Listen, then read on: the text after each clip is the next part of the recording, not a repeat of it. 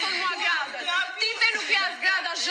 Po ti çfarë je ke në alfabet, ti çfarë je po nuk je në alfabet. Nuk do të përcaktoj unë. Sepse unë nuk flas kështu për një femër. Çfarë grade e ke? Nuk e di. Çfarë grade e ke vetën ti? Nuk e di. Çfarë grade e ndjen? Nuk e di. E them ti, po e di se flet për një femër. Nuk e di. Sepse je femër vetë. Je femër vetë, mos ta fliti për feminizëm këtu. Kur i drejtohesh një femre tjetër dhe i thua ti je as grada zh, jo nuk je as pjesë alfabetit. Ti ke thënë tjetrës. Sa të vij turp. Duan thënë ca gjëra si janë. Okej? Ky ishte një diskutim jashtëzakonisht shumë i ulët midis dy femrave, duke ditur që sot për shembull, le të themi është gjinia që nënvlerësohet jashtëzakonisht shumë, por të shikosh këtë lloj debate nënvlerësohet nga ignorantët, se ata që din të ndajnë dy gjëra, sot janë gjërat e barabarta, janë të gjithë barabartë, me drejtë të barabarta, biles mos themi që ndonjëherë rolin kryesor pas një burri suksesshëm luan edhe gruaja, femra.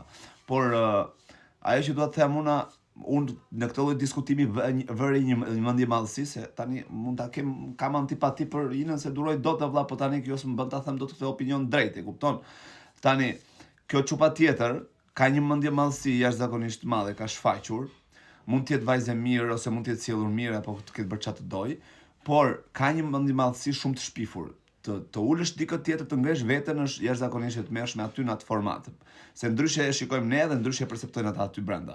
Unë për veten time në këtë lloj debati, them drejtën, nuk është se po përkraj inën, po jap të drejtë se kur thotë që mos u bëj feministe kur ul një femër tjetër të ngresh veten. Unë nuk e di, kam parë këto 2 ditë për shembull, sidomos që kur filloi kjo sfida e koreografisë që do bënin këta.